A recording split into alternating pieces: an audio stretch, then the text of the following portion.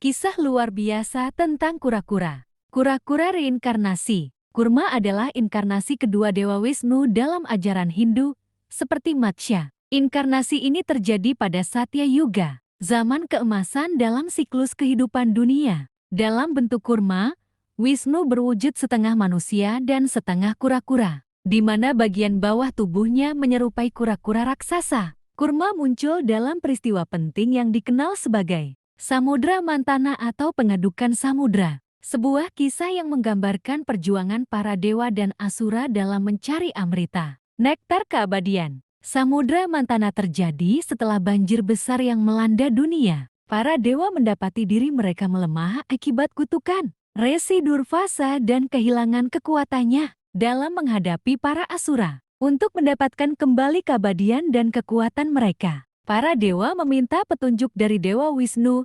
Ia menyarankan agar mereka bekerja sama dengan para asura untuk mengaduk lautan susu guna memperoleh amrita yang tersembunyi di dalamnya. Dalam pengadukan lautan ini, Gunung Mandara dijadikan sebagai tongkat pengaduk, sementara Vasuki, ular raksasa, digunakan sebagai tali. Para dewa memegang ekor Vasuki, sedangkan para asura memegang kepalanya. Namun, saat proses pengadukan dimulai, Gunung Mandara mulai tenggelam ke dasar lautan karena tidak memiliki penopang. Melihat kesulitan ini, Wisnu mengambil wujud kurma dan menyelam ke dasar lautan untuk menjadi penyangga gunung tersebut. Dengan tubuhnya yang besar dan kokoh, kurma menopang Gunung Mandara sehingga pengadukan dapat terus berlanjut. Ia tetap berada di dasar lautan, menjaga keseimbangan gunung agar tetap stabil di tempatnya. Dengan dukungan kurma, para dewa dan asura terus mengaduk lautan selama ribuan tahun. Dari pengadukan ini,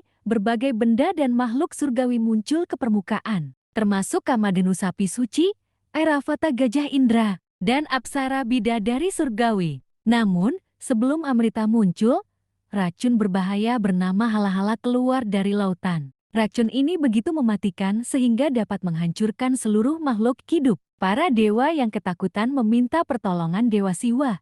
Dengan penuh belas kasih, Siwa menelan racun itu untuk menyelamatkan dunia. Tetapi ia menahannya di tenggorokannya agar tidak menyebar ke tubuhnya. Racun ini membuat leher Siwa berubah menjadi biru, sehingga ia kemudian dijuluki Nilakanta, yang berarti berleher biru. Setelah racun dinetralisir, pengadukan berlanjut, dan akhirnya muncul Danvantari, dewa pengobatan, yang membawa kendi berisi amrita. Melihat hal ini, para asura berusaha merebut nektar keabadian tersebut dari para dewa. Wisnu kembali turun tangan dengan menyamar sebagai Mohini, seorang wanita cantik yang memesona. Dengan kelicikannya, Mohini berhasil mengalihkan perhatian para asura dan membagikan amrita hanya kepada para dewa. Setelah para dewa meminum amrita, mereka kembali mendapatkan kekuatan dan keabadian mereka. Para asura yang merasa ditipu mencoba menyerang. Tetapi kini mereka tidak lagi mampu mengalahkan para dewa.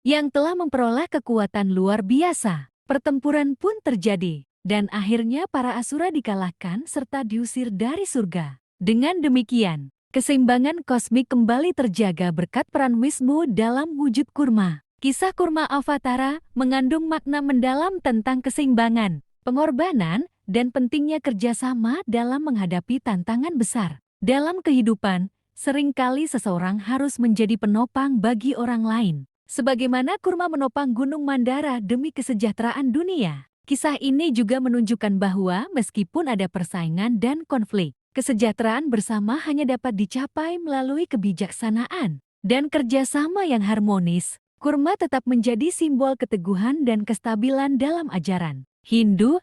Dalam beberapa tradisi, ia juga dikaitkan dengan konsep kosmologi Hindu yang menggambarkan dunia ditopang oleh seekor kura-kura raksasa. Dengan kisahnya yang kaya makna, kurma Avatara menjadi salah satu perwujudan Wisnu yang paling dihormati dalam mitologi Hindu, Dewa Hermes dan kura-kura. Dalam mitologi Yunani kuno, Hermes dikenal sebagai dewa perdagangan, pencuri, perjalanan, dan utusan para dewa. Namun, Salah satu kisah awalnya yang paling terkenal adalah bagaimana ia menciptakan alat musik pertama, yaitu kecapi lar dari seekor kura-kura. Kisah ini bermula ketika Hermes baru saja lahir dari ibunya, Mae, seorang nimfa yang tinggal di Gunung Kilin. Meskipun masih bayi, Hermes menunjukkan kecerdasan luar biasa dan sifat nakalnya yang khas. Suatu hari, ketika menjelajahi lingkungan sekitarnya, Hermes menemukan seekor kura-kura yang berjalan perlahan. Ia mengangkat hewan itu dan mengamati cangkangnya yang keras dan berongga.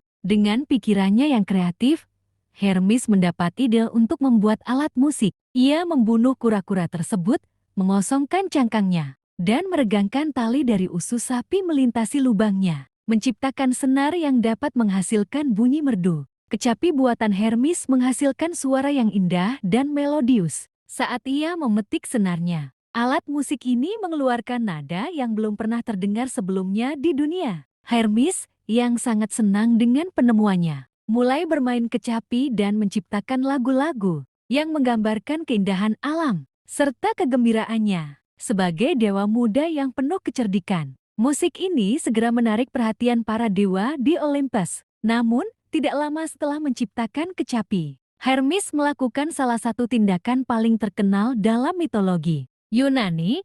Ia mencuri kawanan ternak milik Apollo, dewa matahari dan musik. Meskipun masih bayi, Hermes dengan lisiknya mengelabui jejaknya agar tidak terlacak. Namun, Apollo yang marah karena kehilangan ternaknya, akhirnya menemukan Hermes dan membawanya ke hadapan Zeus, ayah mereka berdua. Di hadapan Zeus dan para dewa lainnya, Hermes dengan cerdik membela dirinya untuk menenangkan Apollo. Hermes memutuskan untuk memberikan kecapi buatannya sebagai hadiah. Begitu Apollo memetik senar kecapi itu, ia langsung terpikat oleh keindahan suara yang dihasilkan. Musik yang dimainkan dari kecapi tersebut begitu memukau sehingga kemarahan Apollo mereda, dan ia menerima alat musik itu dengan sukacita. Sejak saat itu, kecapi menjadi simbol utama Apollo, yang kemudian dikenal sebagai dewa musik dan seni. Hermes, meskipun kehilangan kecapinya, tidak merasa rugi, karena ia telah berhasil menghindari hukuman dan bahkan memperoleh kedudukan lebih tinggi di Olympus sebagai dewa yang cerdik dan berbakat. Sebagai gantinya, Apollo menghadiahkan Hermes tongkat emas yang kemudian menjadi keduses, simbol perdamaian dan utusan para dewa. Kisah Hermes dan kecapi menunjukkan sisi unik mitologi Yunani yang seringkali menghubungkan kecerdikan dengan penciptaan seni. Hermes, meskipun terkenal sebagai dewa pencuri, juga memiliki jiwa inovatif yang memungkinkan lahirnya salah satu alat musik paling ikonik dalam budaya Yunani. Penciptaan kecapi dari kura-kura menandakan bahwa musik dan seni bisa lahir dari sumber yang tidak terduga. Selain menjadi bagian dari mitologi, kisah ini juga memiliki makna filosofis. Kura-kura yang melambangkan kebijaksanaan dan ketenangan diubah menjadi kecapi, alat yang menciptakan harmoni dan keindahan. Hal ini mencerminkan gagasan Yunani tentang transformasi dan bagaimana sesuatu yang sederhana dapat menjadi luar biasa melalui kecerdasan dan kreativitas. Hingga kini, kisah Hermes dan kecapi tetap menjadi bagian penting dalam warisan budaya Yunani. Kecapi menjadi simbol musik dan seni yang berhubungan erat dengan Apollo, sementara Hermes tetap dikenang sebagai dewa yang penuh kelicikan, inovasi, dan kecerdasan. Melalui kisah ini, mitologi Yunani mengajarkan bahwa kreativitas dan kecerdasan dapat menghasilkan sesuatu yang indah dan abadi. Kisah ramalan cangkang kura-kura. Dalam peradaban Tiongkok kuno, cangkang kura-kura memiliki peran penting dalam praktik ramalan yang dikenal sebagai tulang orakel. Tulang orakel digunakan oleh para dukun dan peramal untuk mencari jawaban atas pertanyaan penting yang berkaitan dengan kehidupan, peperangan, pertanian, dan keputusan kerajaan.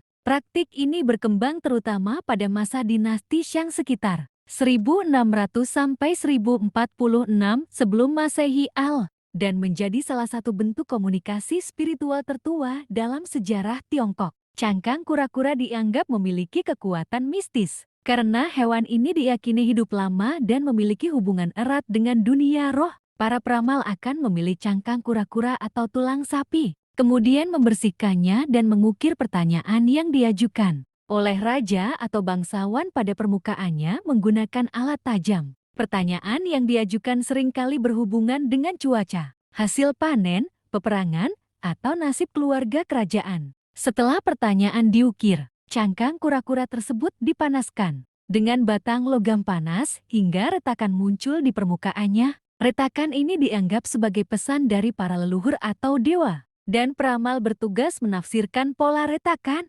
untuk memberikan jawaban atas pertanyaan yang diajukan. Interpretasi ini kemudian dicatat pada cangkang atau tulang tersebut, menjadikannya dokumen sejarah yang berharga. Salah satu aspek menarik dari praktik tulang orakel adalah bahwa catatan yang ditinggalkan mengandung informasi tentang kehidupan masyarakat dinasti Shang, termasuk sistem kepercayaan, praktik sosial, serta hubungan antara manusia dan dunia spiritual. Tulisan yang diukir pada tulang orakel merupakan bentuk awal aksara Tionghoa yang berkembang menjadi sistem tulisan yang digunakan hingga saat ini. Praktik penggunaan tulang orakel tidak hanya terbatas pada dinasti Shang.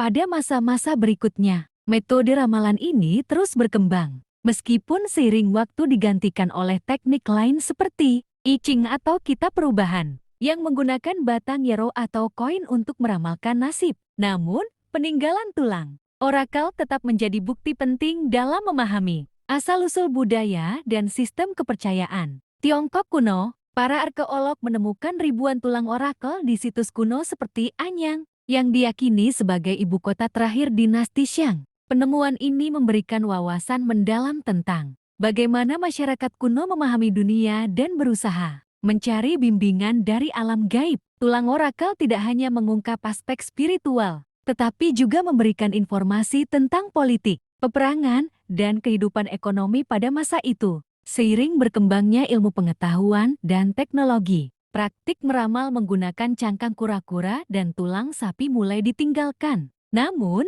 nilai historis dan arkeologis dari tulang orakel tetap sangat tinggi. Para sejarawan dan ahli bahasa masih mempelajari inskripsi yang terdapat pada tulang orakel untuk mengungkap lebih banyak tentang bahasa dan kehidupan masyarakat kuno. Kepercayaan terhadap simbolisme kura-kura dalam budaya Tionghoa tetap bertahan hingga kini. Kura-kura dianggap sebagai simbol kebijaksanaan, stabilitas, dan umur panjang. Penggunaan cangkang kura-kura dalam ritual kuno menunjukkan betapa hewan ini dihormati dan dipercaya sebagai perantara antara dunia manusia dan dunia roh. Meskipun praktik menggunakan cangkang kura-kura untuk ramalan telah berakhir berabad-abad lalu, warisan tulang orakel tetap hidup dalam budaya Tionghoa. Penemuan dan penelitian terhadap artefak ini terus berlanjut, memberikan pemahaman yang lebih dalam tentang bagaimana masyarakat kuno berinteraksi dengan dunia spiritual serta bagaimana aksara Tionghoa berkembang dari masa ke masa.